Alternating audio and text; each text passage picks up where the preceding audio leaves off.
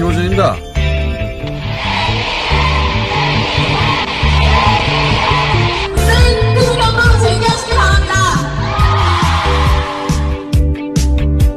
문재인 재기해. 지난 주말 편파 수사를 규탄한 여성들의 집회가 해화동에서 있었습니다. 이 집회는 홍대 몰카 수사가 남성이 피해자라서 여성이 피해자일 때보다 빨리 처리됐다는 인식에서부터 출발했죠. 개인적으로는 남성이 피해자라 더 빨리 수사했다는 인식에는 동의하지 않지만 여성의 사회에서 겪어왔던 그동안의 일상에서의 성차별, 성폭력에 대한 문제의식이 촉발시킨 집회로 이해합니다. 그리고 그 문제의식에는 동의합니다. 그런데 바로 이 집회에서 등장한 구호가 문재인 재기해. 유사어로는 태일회, 주역회, 종연회가 있습니다. 남성연대 성재기 씨가 자살을 했었죠. 전태일 열사는 분실을 했고 배우 김조혁 씨는 사고사를 했습니다. 종연회 역시 사연이 종연처럼 자살하는 겁니다. 남자들은.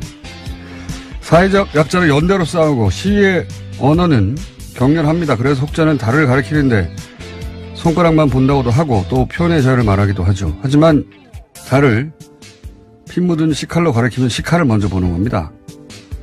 표현의 자유는 국가 권력으로부터의 자유를 의미하지 인간의 존엄을 훼손할 자유를 말하는 게 아니죠. 당연히 전체 여성운동이 그렇다는 건 아니지만 이 문제 여성계 내부로부터의 시급하고 심각한 논의가 필요하다. 이런 생각이었습니다.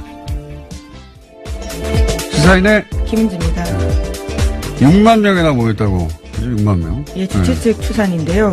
경찰도 예. 뭐 하여튼 몇만 명이 이런 여성 이슈로 모인 건 최대 아닌가요? 예, 최근 들어서는 굉장히 이례적으로 많은 사람들이 모인 건 그러니까요. 사실입니다. 점점 사람이 늘어나고 있고요.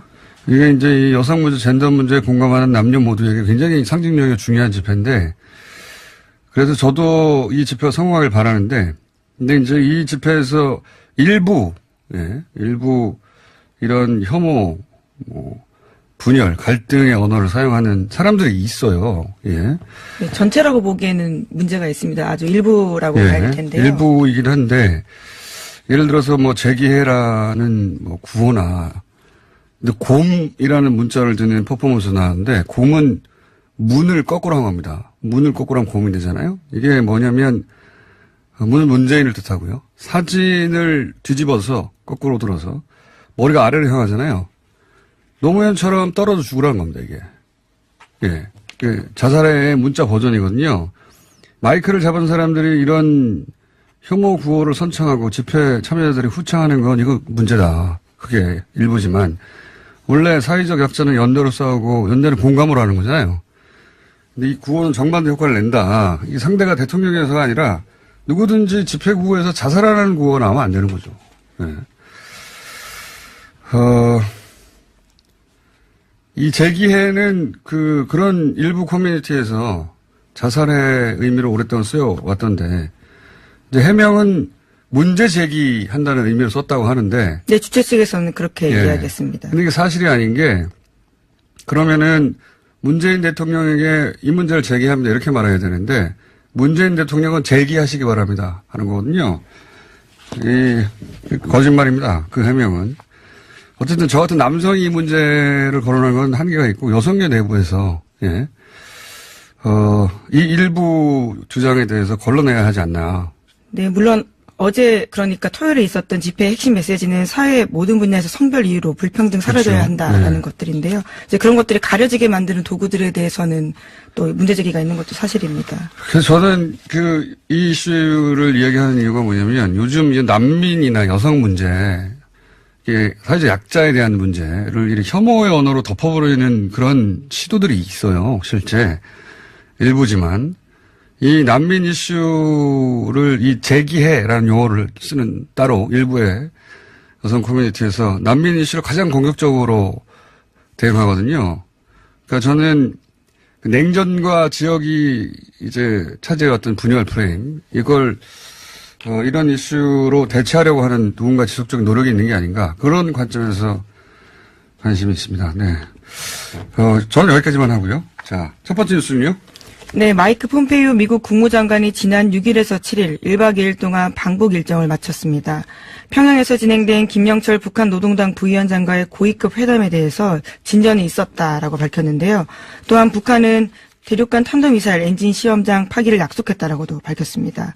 하지만 한편으로는 북미 간의 비핵화를 포함해서 6.12 북미 정상회담 공동성명 이행 방법론에 대해서 시각차가 드러나기도 했는데요.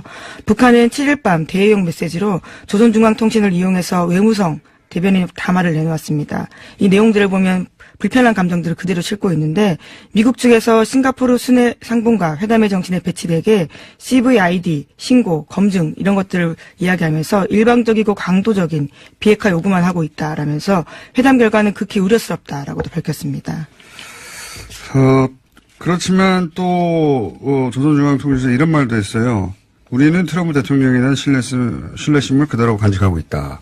네, 그리고 제재 해제를 거론하지도 않고 있기 때문에요. 아직까지 판을 깼다라고는 볼 수 없는 상황입니다. 근데 이제 이걸 보도하면서 이 보수 매체들은 이 트럼프 대통령에 대한 신뢰심을 간직하고 있다. 이 문구는 보도를 안 하더라고요. 그러면서 강도적 요구, 예, 이 문구만 계속 보도. YTN도 마찬가지로 오늘 아침부터 계속해서. 네, 갈등 상황을 부각하는 쪽들이 훨씬 더 많은 것들이 사실이고요. 미국 언론 또한 그렇습니다. 미국 언론도 그렇죠. 예, 조선일보는 뭐 김정은도 못 만나고 빈손으로 나온 폼페이오 이렇게 보도를 했던데 처음부터 김정은 위원장의 면담 일정이 없었다고 해도 모른 척하면서 이런 타이틀을 뽑는 거죠. 그러니까 이게 뭐 트럼프 대통령의 신뢰심을 유지한다는 거 보면 판을 깨지는 않겠지만 실무적 협상 단계에서는 신경전이 앞으로 계속 있을 것이다. 네, 그렇죠. 그런 신호로 읽어야 되겠어요. 중요한 건 김정은 위원장 면담이 애초부터 없었다는 겁니다. 그러니까 이게 실무 협상이라는 얘기고 갈등이 점점 고조되면서 어느 순간 결정권자들이 나서서 해결하는 트럼프 대통령도 선호하고 그런 방식으로 앞으로 전개되겠죠. 그래서 부정적인 뉴스가 많이 나올 것 같고. 네, 또 주요 쟁점에 대한 진전이 이뤘다라고 하면서요. 북한과 미군 유해송환 관련해서는 오는 12일에 판문점 실무회담 연다라고 합의했다고 하고요.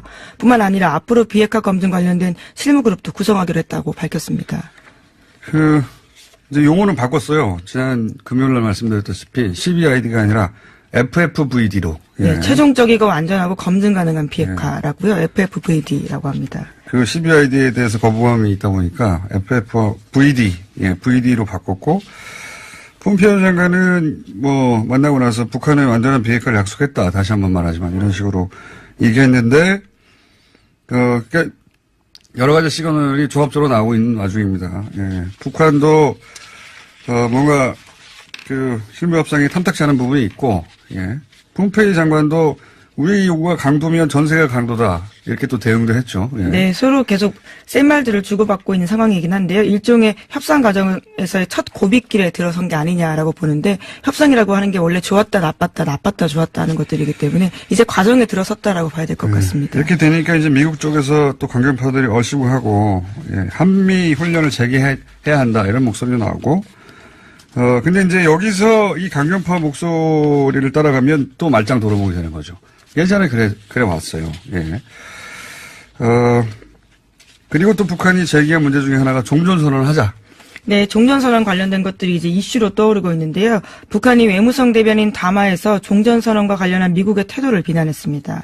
북한은 김영철 노동당 부위원장이 폼페이오 장관과 고위급 회담에서 정전협정 체결 65도를 계기로 종전선언을 발표한 데 대한 문제를 토의할 것을 제기했다라고 밝혔는데요. 하지만 미국 측에서 구실을 대면서 멀리 뒤로 놓으려고 입장을 취하고 있다라면서 비판하고 있습니다. 그러니까 남북 모두 종전선언을 원하는 상황이고 미국은 이게 중국 때문인지 혹은 뭐 미국 정치적 상황 때문인지 뭐 상징적인 건데 이게 무슨 사인을 한 다음에 의회 비준을 받아야 되는 것도 아닌데 이 상징적인 조치를 미국 쪽에서는 미루고 있다. 그래서 미국 종전선언 빨리 하자는 또 메시지가 북한에서 나왔고요. 예, 북한에서는 태도가 바뀐 거 아니냐라는 의심을 하고 있는 것 같습니다. 미국 쪽에서도 이제 이게 잘 안 된다 이런 보도들 특히 이제 트럼프 대통령을 미워하는 주요 매체들, 네, 각을 세우고 있는 매체들인데요. 뉴욕타임즈나 워싱턴 포스트 모두 부정적인 또 뉴스들이 나왔어요.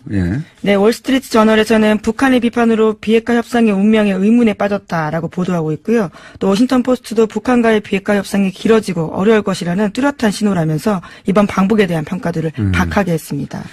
이런 거 이제 우리 조정들은 굉장히 즐거운 뉴스죠. 크게 보도합니다. 그리고 이럴 때 항상 등장하는 분이 이제 빅터 차, 네, 그렇습니다. 조셉 이번에도 윤 이런 분입니다. 예. 굉장히 센 발언을 했는데요. 미국 방송에 출연해서 폼페이오 장관이 진전을 잃었다라고는 하지만 대지에게 립스틱 칠하려고 하는 것이다라는 표현까지 썼습니다. 빅터 차 이분은 그 CSIS 미 전략국제문제연구소인데요. 미국에서 외교안보 분야에서 탑클래스 싱크탱크죠.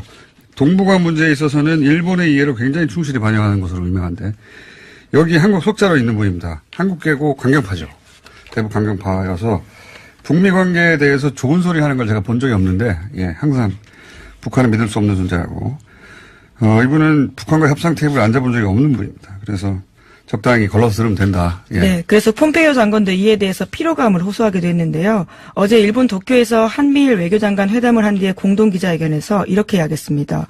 언론이 어떻게 보도하는지 신경을 쓴다면 미쳐버릴 것이다 라면서 그래서 신경 쓰지 않으려고 한다라고까지 이야기했습니다. 그렇겠죠. 고너츠라고 표현했는데 예. 예, 정말 말 그대로 돌겠다 이런 거죠. 미쳐버리겠다라는 표현인데요. 이런 이야기도 했습니다. 우리 앞에 놓인 길은 어렵고 도전적일 것이고 우리 비판자들이 우리가 성취한 것들을 과소평가하려고 할 것이라는 점도 알고 있다라면서요. 앞으로 계속 거기에 신경 쓰지 않고 잘해 나가겠다라고 이야기했습니다.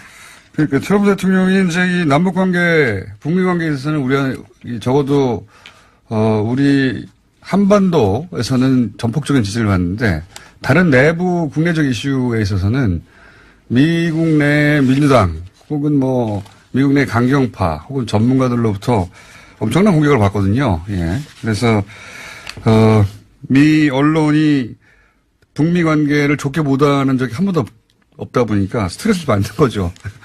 이 양반도 폼페이오도. 네, 과소평가받고 있다라는 이야기들을 직접 했습니다. 그럼 맞죠. 예. 맞습니다. 과소평가 받고 있는 게.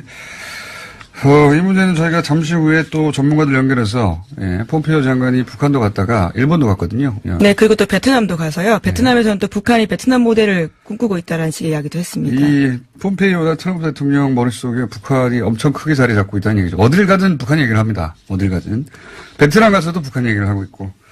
그래서, 전문가 연결해서, 예, 이 회담에 대해 잠시 후에 이야기 나눠보겠고, 다음 뉴스는 뭡니까?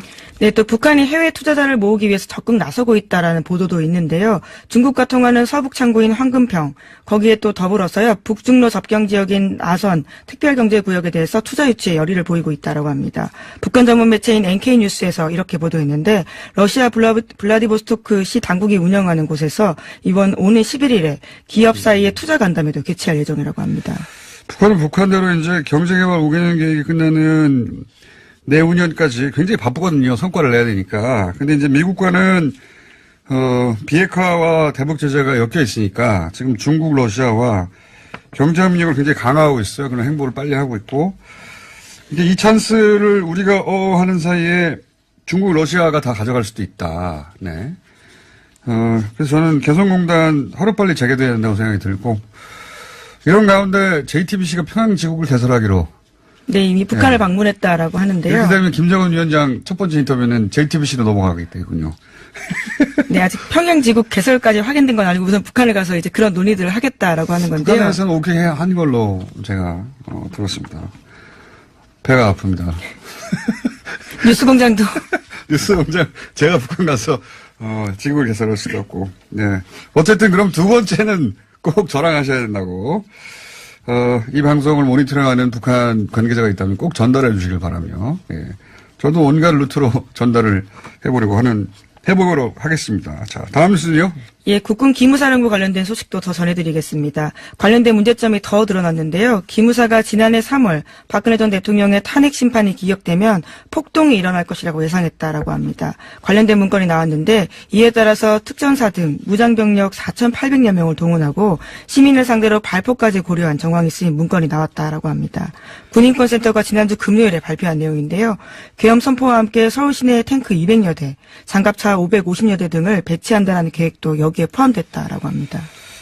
이걸 두고 계획에 불과하다고 말하는 사람들도 있는데 이 계획을 보면 총기 사용에 대한 이야기가 있어요. 네, 정말 소름 돋는 내용들인데요. 그러니까 시위자들로부터 폭행을 당해가지고 부득이한 경우라는 게 뭐가 있습니까? 폭행을 당해서 부득이하다고 말해버리면 부득이한 경우가 되는 거잖아요. 폭행을 당해서 부득이하거나 다수 인원이 폭행할 때. 네, 2017년에 그런 계획들을 세웠던 겁니다. 정말 과거도 아니고요. 폭행을 받거나 다수 인원이 폭행을 할 때는 총기 사용. 야, 당시 태극기 집회에 이런 구호나 문구들이 등장을 한 적이 있습니다. 저희가 뉴스공장에서도 다뤘는데 군대에 일어나라. 계엄령 이야기. 이게 지금 와서 생각해보면 그냥 나온 게 아닌 거예요. 예.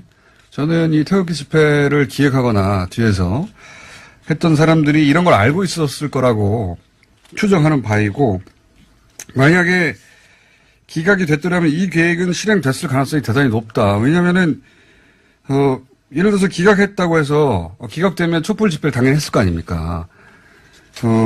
그런데 거기서 만약에 그 집회가 평화적으로 이루어지고 있었다. 그럼 누군가 투입해가지고, 예, 소위 과거에 프락치 투입해서 예를 들어서 거기 경찰을 폭행한다든가, 한 10명 정도가, 다수가 경찰을 폭행해버리면, 이런 조건에 부합되는 거 아닙니까? 이런 걸 차곡차곡 쌓아서, 이런 사태를 만들었을 수도 있다. 하는 생각을, 과거를 보면, 예, 하게 되는 거고, 저는, 이 기무사, 이 관련자들은 철저하게 수사해야 된다고 봅니다. 철저하게. 네, 현재 기무사가 셀프 개혁하겠다라고 밝혔는데요. 셀프 개혁에 맡길 게 아니라요. 철저하게 정말 수사기관이 나서서 수사하고요. 그 모든 것들을 재발 방지할 수 있도록 만들어야 됩니다. 이게 친해구태타고, 이게 내란 책동 아닙니까? 이런 게? 이 문제는 저희가 계속 이번 주 내에 다뤄가겠습니다. 자, 3분 정도, 2, 3분 정도 있네요. 자, 한두 개 정도 체크할 수 있을 것 같아요. 네, 재판거래 의혹 관련해서도 계속 전해드리고 있는데요. 양승태 대법원의 고위 인사들이 이정현 당시 새누리당 의원을 만나서 상고법원 입법을 로비하고 이 의원을 통해서 이병기 당시 대통령 비서실장과 정호성 청와대 부속비서관에게 연락을 한 정황도 드러났다라고 합니다. 이렇게 양승태 전 대법원장은 박근혜 전 대통령과 단독 면담을 주선했다라고 합니다. 네, 양승태 대법원장 시절 사법부를 보면 정말 웃깁니다. 점점 더 웃겨요.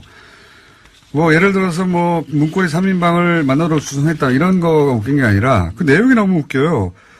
여기 보면 뭐, 사법부가 창조 경제에 하겠다, 이런 말이 나오는데, 사법부가, 법 질서 지키고, 법관들 독립 유지하고, 그래서, 민주주의 체제에 기여하면 되는 거지, 자기들이 왜 창조 경제에 기여를 하고, 경제에 기여하겠다는 웃기인데 더 웃긴 거는 사법 한류를 추진한다는 겁니다. 사법 한류. 심지어 사법 한류라는 신조어까지 만들어가면서요. 청와대에 잘 보이려고 했던 건데요. 그 내용들도 보면 더 황당합니다. 세계 경제의 중심이 아시아로 이동하고 있고 법치주의가 바로 서야 GDP가 오른다라고 하면서요. 그것들을 외국에 수출하겠다라는 계획들을 세운 겁니다. 이게 코미디지 사법 한류가 뭡니까? 아니 그러니까 우리나라 사법 체계를 해외에 홍보하면 막 한류가 일어난다. 이런 발상을 너무 코미디 아닙니까? 예. 정말 진지하게 궁서체로요. 예. 알록달록하게 페이퍼를 썼습니다.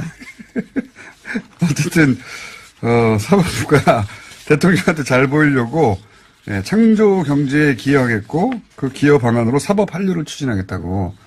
이거를 농담으로 할 수는 있어요. 사법부가 어떻게 하지? 사법 한류 한번 해보지. 빵 터지는 웃긴 포인트인데 이걸 진지하게 문서로 작성했다는 거. 네, 내부 문건으로 작성했고요. 모두가 검토하고 보고했던 내용들입니다. 코미디입니다. 코미디인데 이런 식으로 했어요. 이런 식으로 했고 법원행정처에서 그래서 이런 문건들을 확인해 보려고 검찰이 하드디스크 제출하라고 했더니 지금 거부했죠. 예. 네, 계속해서 내고 있지 않은데요. 원세훈 문건 작성했던 정다주 전 기획조정심의관, 현재는 울산지법 부장판사라고 하고요. 이 사람에 대해서도 하드디스크 제출하라고 요구했는데 불응하고 있고 뿐만 아니라 고영한 대법관도 하드디스크를 제출하지 않은 상태라고 합니다. 압수수색해야죠 이제 뭐. 네, 강제 수사가 필요한 시점인데요. 또 문제는 법원이 영장을 허가해줘야 되는 상황이기 때문에요. 여러모로 문제들이 많습니다. 아니 이렇게 해서 이제 압수수색 영장을 청구했는데 법원이 기각하면 또 하고 하면서 사회 문제가 점점 커지겠죠. 예. 이런 일들을 했습니다. 네. 네, 고위 대법관들만 지금 현재의 문제들이 무엇인지 모르고 있는 상황인 것 같습니다. 정말. 그리고 다시 한번 얘기하지만 기무사가 총기 사용에 대한 방안을 마련하고 언제 한다든가 그리고 뭐 서울시내 탱크 200대 들어온다는 거 아닙니까? 네, 소문이 아니라 문건에 나와 있는 내용입니다. 정말. 그러니까요. 탱크 200대, 장갑차 550대, 탱크 200대가 서울시내에 들어온다고 생각해보세요. 그리고 거기서 그 치안 병력, 그 말하자면 처음에는 경찰이겠죠. 경찰에 누군가 폭력을 가하거나 다수가 폭력을 가할 때는 총기를 사용할 수 있다. 미친 거지, 이게. 그런 계획을 세웠던 사람들이 지금도 여전히 기무사에 있다는 거 아닙니까? 자, 오늘 여기까지 해야 되겠습니다. 시사인의 김은지였습니다. 감사합니다. 6.12 북미 정상회담 공동성명 이행 방법론에 대해서 시각차가 드러나게 됐는데요. 북한은 7일 밤 대외용 메시지로 조선중앙통신을 이용해서 외무성 대변인 담화를 내놓았습니다. 이 내용들을 보면 불편한 감정들을 그대로 싣고 있는데 미국 측에서 싱가포르 순회 상봉과 회담의 정신에 배치되게 CVID, 신고, 검증 이런 것들을 이야기하면서 일방적이고 강도적인 비핵화 요구만 하고 있다라면서 회담 결과는 극히 우려스럽다라고도 밝혔습니다. 그렇지만 또 조선중앙통신에서 이런 말도 했어요. 우리는 트럼프 대통령에 대한 신뢰심을 그대로 간직하고 있다. 네, 그리고 제재 해제를 거론하지도 않고 있기 때문에요. 아직까지 판을 깼다라고는 볼 수 없는 상황입니다. 근데 이제 이걸 보도하면서 이 보수 매체들은 이 트럼프 대통령에 대한 신뢰심을 간직하고 있다. 이 문구는 보도를 안 하더라고요. 그러면서 강도적 요구, 예. 이 문구만 계속 보도. YTN도 마찬가지로 오늘 아침부터 계속해서. 네, 갈등 상황을 부각하는 쪽들이 훨씬 더 많은 것들이 사실이고요. 미국 언론 또한 그렇습니다. 미국 언론도 그렇죠. 예. 조선일보는 뭐 김정은도 못 만나고 빈손으로 나온 폼페이오 이렇게 보도를 했던데 처음부터 김정은 위원장의 면담 일정이 없었다고 해도 모른 척하면서 이런 타이틀을 뽑는 거죠.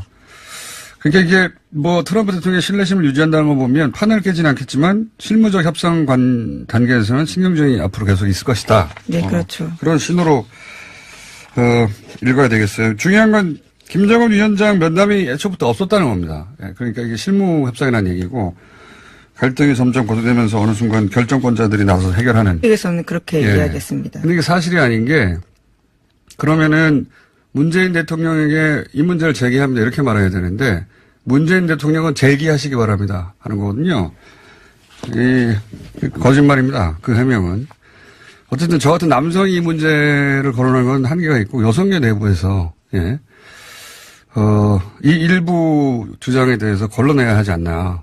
네, 물론 어제 그러니까 토요일에 있었던 집회의 핵심 메시지는 사회의 모든 분야에서 성별 이유로 불평등 사라져야 한다라는 것들인데요. 이제 그런 것들이 가려지게 만드는 도구들에 대해서는 또 문제제기가 있는 것도 사실입니다. 그래서 저는 이 이슈를 이야기하는 이유가 뭐냐면 요즘 이 난민이나 여성 문제, 이게 사회적 약자에 대한 문제를 이렇게 혐오의 언어로 덮어버리는 그런 시도들이 있어요. 실제 일부지만. 이 난민 이슈를 이 제기해라는 용어를 쓰는 따로 일부의 여성 커뮤니티에서 난민 이슈를 가장 공격적으로 대응하거든요. 그러니까 저는 냉전과 지역이 이제 차지해왔던 분열 프레임 이걸 이런 이슈로 대체하려고 하는 누군가 지속적인 노력이 있는 게 아닌가 그런 관점에서 관심이 있습니다. 네. 저는 여기까지만 하고요. 자, 첫 번째 뉴스는요. 네, 마이크 폼페이오 미국 국무장관이 지난 6일에서 7일 1박 2일 동안 방북 일정을 마쳤습니다. 평양에서 진행된 김영철 북한 노동당 부위원장과의 고위급 회담에 대해서 진전이 있었다라고 밝혔는데요. 또한 북한은 대륙간 탄도미사일 엔진 시험장 파기를 약속했다라고도 밝혔습니다. 하지만 한편으로는 북미 간의 비핵화를 포함해서 김호준입니다.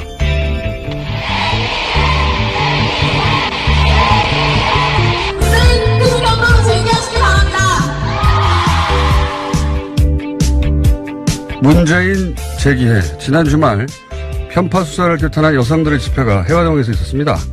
이 집회는 홍대 몰카 수사가 남성이 피해자라서 여성이 피해자일 때보다 빨리 처리됐다는 인식에서부터 출발했죠. 개인적으로는 남성이 피해자라 더 빨리 수사했다는 인식에는 동의하지 않지만 여성의 사회에서 겪어왔던 그동안의 일상에서의 성차별, 성폭력에 대한 문제의식이 촉발시킨 집회로 이해합니다. 그리고 그 문제의식에는 동의합니다. 그런데 바로 이 집회에서 등장한 구호가 문재인 재기에 유사어로는 태일회, 주역회, 종현회가 있습니다. 남성연대 성재기 씨가 자살을 했었죠. 전태일 열사는 분실을 했고 배우 김주혁 씨도 사고사를 했습니다. 종현의 역시 사연이 종현처럼 자살하는 겁니다. 남자들은. 사회적 약자를 연대로 싸우고 시위의 언어는 격렬합니다. 그래서 혹자는 달을 가리키는데 손가락만 본다고도 하고 또 표현의 자유를 말하기도 하죠. 하지만 달을 피 묻은 시칼로 가리키면 시칼을 먼저 보는 겁니다. 표현의 자유는 국가 권력으로부터의 자유를 의미하지 인간의 존엄을 훼손할 자유를 말하는 게 아니죠. 당연히 전체 여성운동이 그렇다는 건 아니지만 이 문제 여성계 내부로부터의 시급하고 심각한 논의가 필요하다. 이것도 생각이었습니다. 시사인의 김은지입니다. 6만 명이나 모였다고. 그죠? 6만 명. 예, 주최 측 추산인데요. 경찰도 한여름에, 예.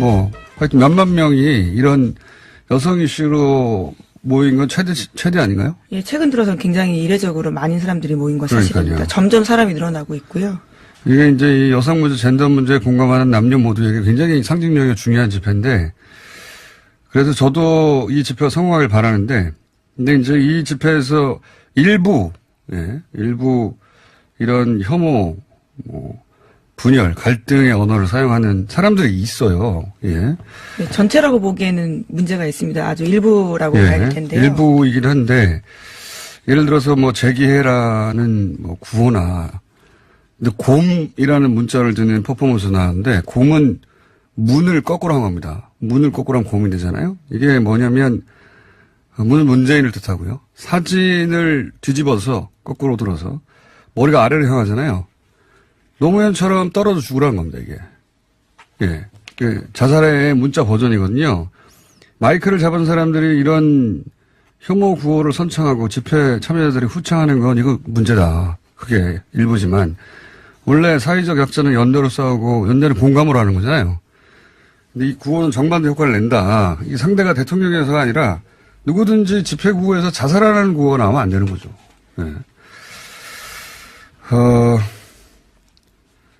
이 제기해는 그런 일부 커뮤니티에서 자살의 의미로 오랫동안 쓰여왔던데, 이제 해명은 문제 제기한다는 의미로 썼다고 하는데, 네, 주최 측. 트럼프 대통령도 선호하고, 그런 방식으로 앞으로 전개되겠죠. 그래서 부정적인 뉴스가 많이 나올 것 같고. 네, 또 주요 쟁점에 대한 진전이 이뤘다라고 하면서요. 북한과 미군 유해송환 관련해서는 오는 12일에 판문점 실무회담 연다라고 합의했다고 하고요. 뿐만 아니라 앞으로 비핵화 검증 관련된 실무그룹도 구성하기로 했다고 밝혔습니다. 이제 용어는 바꿨어요. 지난 금요일날 말씀드렸다시피 CBID가 아니라 FFVD로. 네, 최종적이고 안전하고 검증 가능한 비핵화라고요. FFVD라고 합니다. 그 CBID에 대해서 거부감이 있다 보니까 FFVD, VD로 바꿨고, 폼페이오 장관은 만나고 나서 북한의 완전한 비핵화를 약속했다. 다시 한번 말하지만 이런 식으로 얘기했는데, 그러니까 여러 가지 시그널이 조합적으로 나오고 있는 와중입니다. 예. 북한도 뭔가 실무 협상이 탐탁지 않은 부분이 있고, 예. 폼페이오 장관도 우리 요구가 강도면 전 세계가 강도다. 이렇게 또 대응도 했죠. 예. 네, 서로 계속 센 말들을 주고받고 있는 상황이긴 한데요. 일종의 협상 과정에서의 첫 고비길에 들어선 게 아니냐라고 보는데, 협상이라고 하는 게 원래 좋았다, 나빴다, 좋았다 하는 것들이기 때문에 이제 과정에 들어섰다라고 봐야 될 것 같습니다. 이렇게 되니까 이제 미국 쪽에서 또 강경파들이 얼씨구하고, 예, 한미 훈련을 재개해야 한다. 이런 목소리도 나오고, 근데 이제 여기서 이 강경파 목소리를 따라가면 또 말짱 도루묵이 되는 거죠. 예전에 그래 왔어요. 예. 그리고 또 북한이 제기한 문제 중에 하나가 종전선언을 하자. 네, 종전선언 관련된 것들이 이제 이슈로 떠오르고 있는데요. 북한이 외무성 대변인 담화에서 종전선언과